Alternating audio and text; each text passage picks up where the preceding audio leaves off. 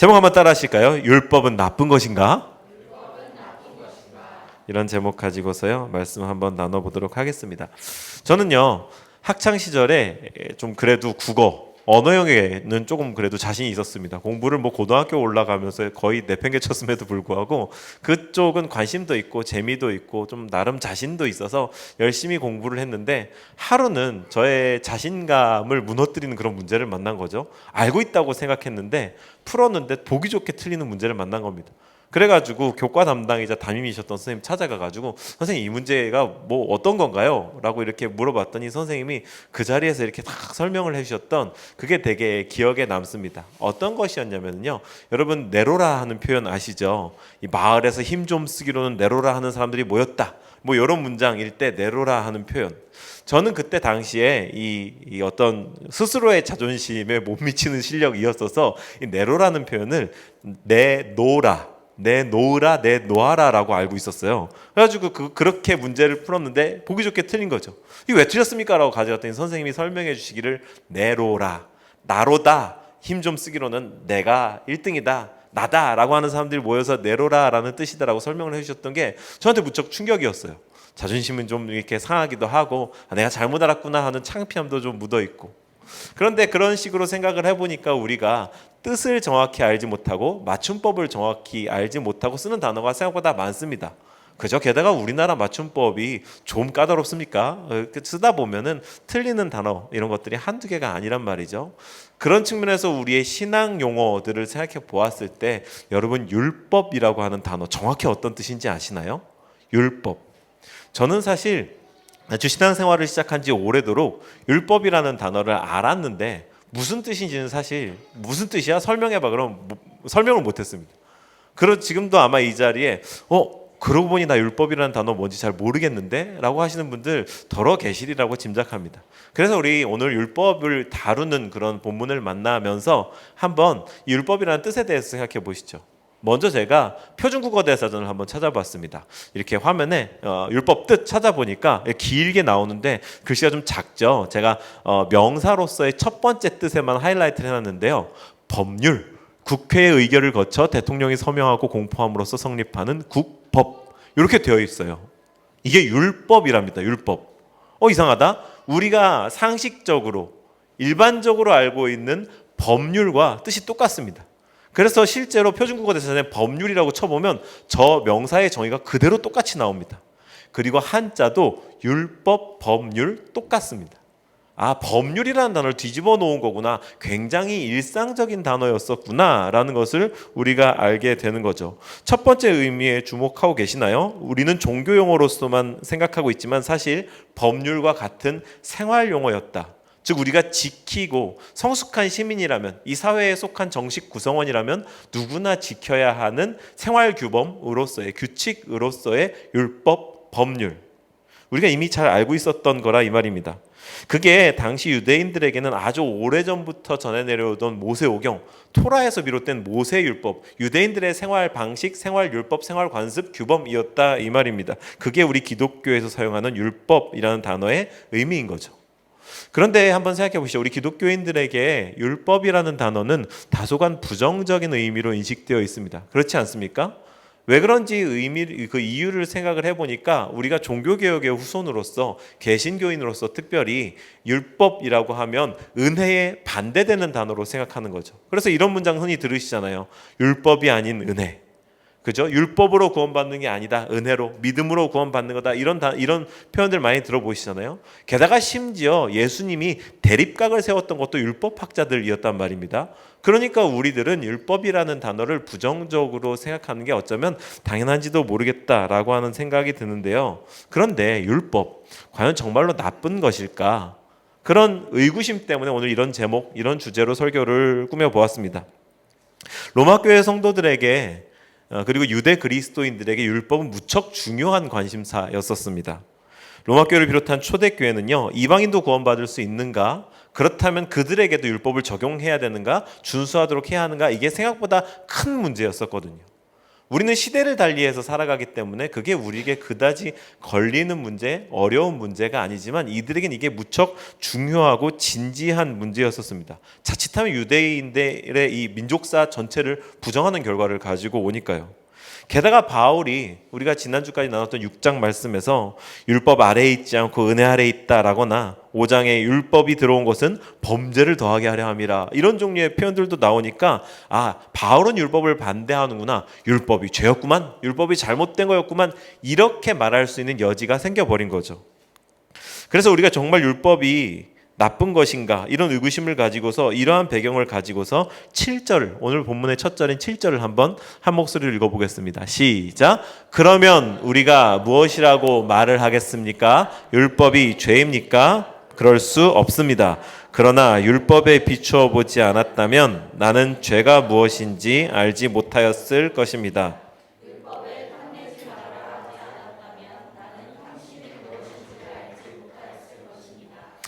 바울 역시 1세기를 살아가던 유대 그리스도인, 유대인이었다는 점을 주목하십시오. 바울은 율법에 깊은 관심을 기울이고 있습니다. 율법과 은혜의 구속 사이의 이 딜레마에 빠진 성도들을 측은히 여기고 있는 겁니다. 그리고 곧바로 부인하죠. 율법이 잘못된 거냐? 그렇지 않다. 율법이 죄냐? 그렇지 않다. 유대인들은 그동안 율법을 죄의 해결사로 믿으면서 율법만 잘 지키면 천국 갈 거야, 율법만 잘 지키면 하나님의 선민으로서 자격이 다 되는 거야, 율법을 철저히 준수하면서 사는데 목숨을 걸어왔는데, 율법이 죄의 해결사가 아니라면, 바울이 말하는 대로 율법이 죄의 해결사가 아니라면 율법은 오히려 죄와 공범이었단 말인가? 그렇다면 율법도 결국 죄가 아닌가 하는 질문을 비아냥거리는 게 아니라 진지하게 던지고 있는 겁니다. 율법, 그거 죄 아닌가요? 하지만 바울은 이에 대해서 절대 아니라고 답하면서 율법이 어떤 역할을 했는지 알려주는데, 메시지 성경이 좀 더 쉽게 번역해서 제가 읽어드리겠습니다. 만약 옳고 그름에 대해 안내해주는 분명한 지침이 없었다면 도덕적 행위는 대부분 어림짐작에 따른 일이 되고 말았을 것입니다. 탐내지 말라는 딱 부러지는 명령이 없었다면 아마도 나는 탐욕을 마치 덕인 양 꾸며댔을 것이며 그러다가 결국 내 삶을 파멸시키고 말았을 것입니다. 이게 메시지가 이야기해주는 율법의 역할이었던 겁니다. 이게 뭐냐? 기준이 되었다는 거죠. 악을 악으로 정의하기 위해서는 기준이 필요한 겁니다. 저는 이 말씀을 대하면서 당시의 유대 이방 그리스도인들이 고민하고 기도했던 것과 같은 차원에서의, 말하자면 현대판 율법, 그런 게 어떤 것이 있을까 사실 훅 떠오르는 게 있었어요.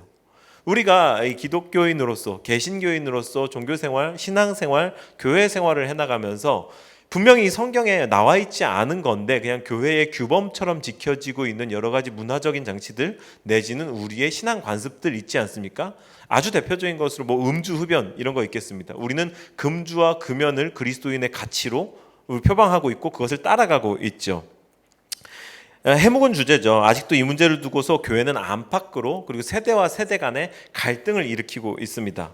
저는 지금 우리들 사이에서 어떤 죄책감을 끄집어내려거나 어떤 갈등을 이야기하려고 이 이야기를 꺼내는 게 아니라 실제로 우리가 지금 겪고 있는 문제들을 가지고 말씀을 보자는 겁니다. 그냥 삶이랑 동떨어진 얘기들, 듣기 좋은 이야기들 관념으로 이렇게 딱 정의해놓고 끝내면 그것만큼 허공에 맴도는 말씀이 없지 않겠습니까? 우리는 이 시대를 살아가는 그리스도인으로서 진지하게 실제적인 말씀을 접해봐야 하는 겁니다. 우리에게 현대판 율법이 어떤 역할을 하냐? 방금 우리가 보았던 말씀에 비추어 보자면 금주, 금연하시오 하는 율법을 듣는 순간부터 기준이 생기는 겁니다. 금주, 금연은 그리스도인의 신앙 덕목이라는 말이 되고, 그런데 왜 기준이 굳이 필요하냐? 기준이 있어야 판단이 되는 거죠. 본문이 말하죠. 율법이 아니고서는 죄가 무엇인지조차 알 수 없었다. 방금 읽어드린 메시지는 또 아마도 나는 탐욕을 마치 덕인 양 꾸며댔을 것이다 라고 설명하죠. 선은요, 내가 그렇다고 굳게 믿으면서 내 기분 좋은 상태에서 머무르는 그것이 선이 아니라 분명한 선으로서의 기준에 맞는 것이 선입니다. 기준이 없다면 우리는 자기 기준에 맞는 대로 행할 것이고 자기 생각에 옳은 대로 행할 것이며 그럴 때 세상에 어떤 세상이 펼쳐질지 우리는 쉽게 상상할 수 있습니다. 저마다 갖고 있는 선의 개념, 선의 기준이 다 다르기 때문에 난 이게 옳다고 생각하는데 난 이게 옳다고 생각하는데 라며 모두가 다 부닥치게 되면서 무법천지가 되겠죠. 그러므로 율법이 세운 기준을 따른다라는 것은 우리가 방종한 삶을 살지 않겠다는 결단을 의미하는 겁니다. 결국에 빡빡하게 정죄하는 거네, 이런 생각을 하지 마시기 바랍니다. 이 말씀을 끝까지 보아야 됩니다. 우리는요 섣불리 결론에 도달할 수 없습니다. 그렇게 단순하고 1차원적인 이야기를 하는 게 아니라는 것을 8절부터 11절까지를 또 읽어보면서 한번 살펴보시죠. 함께 읽습니다. 시작. 그러나 죄는 이 계명을 통하여 틈을 타서 내 속에서 온갖 탐욕을 일으켰습니다. 율법이 없으면 죄는 죽은 것입니다. 율법이 없어서 나는 죽었습니다. 그래서 나를 생명으로 인도해야 할 그 계명이 죽음으로 인도한다는 것이 드러났습니다. 죄가 그 계명을 통하여 틈을 타서 나를 속이고 또 그 계명으로 나를 죽였.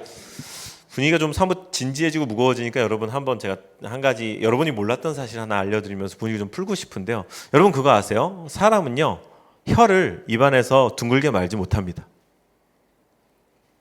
그리고 제가 이 말씀을 드리는 순간 여러분들은 대부분 입속에서 혀를 둥글게 말아보면서 되는데 이렇게 생각을 하셨을 거예요. 걸려들었어요.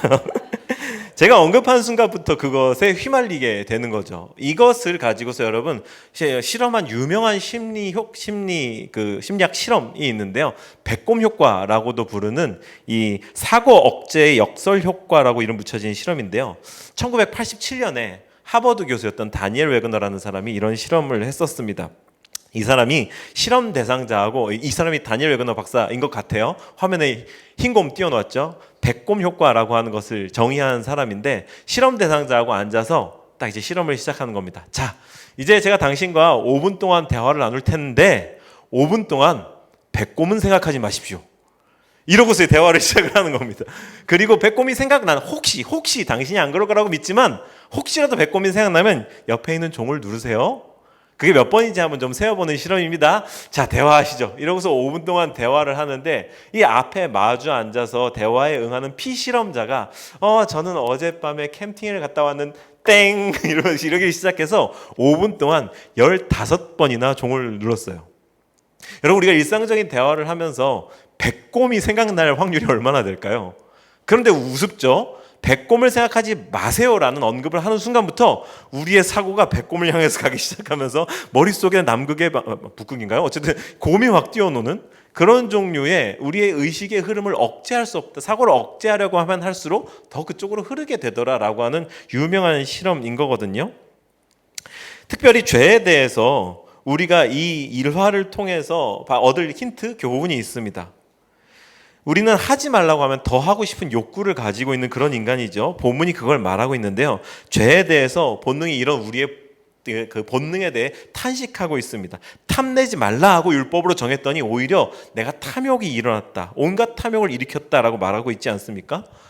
그런데 여기서 한 가지 더, 저는 한 번 더 파고 들어가고 싶은데요. 왜 하필 바울 사도가 탐욕을 예로 들었을까? 탐심을 예로 들었을까? 거기에 좀 궁금증이 생깁니다. 바울은요 모세의 계명, 모세의 율법인 10계명을 두고 얘기하고 있는 겁니다. 10계명의 10번째 계명 아시죠? 내 이웃의 것을 탐내지 말아라 라고 하는 게 10번째 계명이죠. 출애굽기 20장 17절 이렇게 말합니다. 화면 보고 함께 읽어주실까요? 시작. 내 이웃의 집을, 내 이웃의 아내나 그의 남종이나 그의 여종이나 그의 소나 무릇 내 이웃의 소유를 탐내지 말. 10번째 계명은요 어떤 의미에선 독특합니다. 부모 공경, 살인, 간음, 도둑질, 위증 이 모두 다 하는 것, doing, 해야지 드러나는 그런 종류의 것들, 그것에 대해서 하지 말아라 라고 못 박아 놓은 규정인데 이 10번째 규정은요 탐낸다, 확인되지 않거든요. 마음에 품는 내면적 동기에 대해서 이야기를 하는 게 10번째 계명이고, 오늘 바울은 이것을 가지고서 문제를 삼는다라는 거죠. 사람은 주권을 원합니다. 자기가 결정하기를 원하고요. 자기 결정권을 오롯이 갖기를 원합니다. 이게 우리 그리스도교 신앙과 충돌하는 겁니다. 내 존재는 내가 결정하고 싶은 것, 하지만 하나님이 그 주권을 요구하고 계시거든요. 네가 네 존재, 너의 생각, 너의 뜻과 너의 가치관을 가지고서 그것을 가지고서 세상을 살면 분명히 낭패를 겪을 거야. 너는 죄로 오염되어 있는 존재거든. 그렇기 때문에 네가 가지고 있는 자유의지와 네가 가지고 있는 자기결정권을 오롯이 행사한다고 하면 그것은 죄로 흐르게 돼 있어. 성경을 통해서 나의 가치관, 나의 생각, 나의 뜻을 좇아보지 않을래? 그것이 성경의 뜻이기 때문에 우리가 주권을 차지하려고 하는 생각과 부대낀다 이거인 거죠. 이게 우리가 불편해하는 진짜 이유입니다. 이제 우리가 다시 나누던 이야기로 한번 돌아가 보시죠. 혹자는 볼멘 소리로 말합니다. 금주, 금연. 그거 우리나라에서만 특별히 개신교회에서만 그렇게 물고 늘어지는 거야. 그 개신교만 그렇게 유난 떠는 거야. 맞습니다. 말하지 않았더라면 배꼽 효과처럼 오히려 아무 문제 없었을지도 모르겠습니다. 그런데 불편한 마음이 들 텐데, 하지만 이것을 주권의 차원에서 생각을 해본다면, 바울의 도전대로 내면적 동기를 점검해 본다면 사실 우리에게는 음주냐 흡연이냐 이런 종류의 어떤 단편적 결론이 아니라 나를 주권적으로 내 주인 삼고 싶은 자기 중심성의 결론이라는 것에 우리가 도달할 수 있습니다. 그렇죠. 문제는 그런 것들이 아닙니다. 우리나라가 만약에 음주와 흡연에 대해서 관대한 기독교 문화를 갖고 있었다면 다른 문제가 없었을까요? 정말 진정으로 자유했을까요? 아니요. 다른 것을 가지고서 우리는 분명히 똑같은 차원의 문제에 부대끼면서 세대와 세대가 교회 안팎에 문제를 일으키고 있었을 겁니다. 중요한 건 죄입니다. 율법이 문제였나요? 아니요. 본문은 분명하게 밝히고 있습니다. 죄가 율법을 왜곡했다고. 죄가 율법을 왜곡했다고. 오늘 이 한 줄이 제가 설교를 통해서 강조하고 싶은 포인트입니다. 본문의 표현대로 죄가 이 계명을 통하여 틈을 타서 행한 일이었다. 율법은 본래 선한 것이었는데 죄가 이 선한 것조차 오염시키고 왜곡시켰다. 율법은 죄가 없습니다. 여러분, 율법은 잘못이 아닙니다. 죄가 선한 것으로 존재했던 율법조차, 우리의 기준으로 세워졌던 율법조차 악한 것으로 활용할 수 있는 그런 탁월한 재주가 있었던 거죠. 12절을 함께 읽어볼까요? 12절 시작. 그러므로 율법은 거룩하며 계명도 거룩하고 의롭고 선한 것입니다. 정확한 결론을 바울 사도가 내리고 있습니다. 율법은요, 계명은요, 죄가 없습니다. 그리고 우리가 지금 부대끼고 있는 삶에서의 여러 가지 신앙적 문제들, 그것도요, 대부분의 경우 성경을 아무리 들춰봐도, 아무리 똑똑한 사람 찾아가서 물어보고 성경을 연구하고 원어까지 파보고 당시 이스라엘 문화까지 파보고 어쩌고 저쩌고 해도 여러분 명확한 결론은 안 납니다. 명확한 결론을 내려도 100%가 순종하지 않습니다.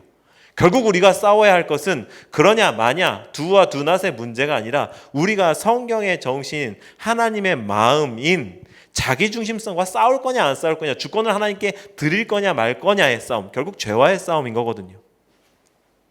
이제 설교를 마치려고 합니다. 오늘 저는 몇 가지 신앙적 규범을 가지고서 잘잘못을 가리려고 한 게 아니라는 점을 한번 기억해 주시기 바랍니다. 힘주어서 말씀드리고 싶어요.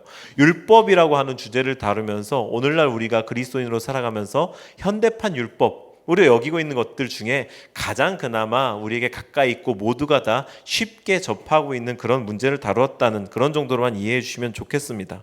그런데 이 두 가지를 위시해서 아주 많은 것들이 이제 우리 삶의 애매한 영역 가운데 놓여 있다는 것을 우리가 인정할 수밖에 없죠. 그 애매한 것들을 가지고서 건건이 해도 되냐 하면 안 되냐, 성경을 아무리 뒤져봐도 여러분 뭐 어떤 게 있을까요? 천천히 가는 차를 추월하지 말아라, 이런 종류의 말씀은 성경에 나와 있지 않잖아요. 우리가 모든 것들을 성경의 텍스트에서 문자적으로 해결할 수 없다는 점을 인정하고 성경이 가진 정신, 엑기스, 그것을 가지고서 우리의 삶을 살아가는 지침을 삼았으면 좋겠습니다.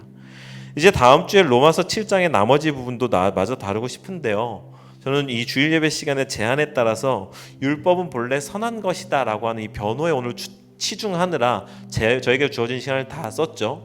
설교 원고를 여기까지 작성하고 저 좀 애매했어요. 이 뒤에 이제 로마서 7장에 남은 이야기들을 더 이렇게 발전적으로 이렇게 확장시켜서 다루어야 될 텐데 다루자니 시간이 모자라고, 여기서 끝나자니 시간이 남고 그런 좀 애매한 상황 속에서 과감하게 다음 주에 조금 더 깊이 있게 다루자라고 하면서 조금 미루어 봅니다. 오늘은요, 율법은 본래 선한 것이다, 이것에 저는 변호에 치중했습니다. 우리에게 주어진 같은 차원에서 어쩌면 현대판 율법이라고 할 수 있는 기독교의 문화들, 가치관들도 대부분의 경우에 처음부터 선한 의도로, 좋은 의도로 우리에게 기준이 세워졌음을 기억하기 바랍니다. 그것에 대해서 혹시 불편한 마음이나 저항감이 있다면 우리의 내면적 동기를 먼저 한번 살펴보시죠. 그리고 거기로부터 출발해서 이것이 우리에게 선한 것인가, 우리 공동체에 해가 되는가, 그것을 결정하고 그렇게 신앙의 삶을 계속해 나가는 우리 공동체가 되기를 바라서 오늘 이 말씀을 드렸습니다.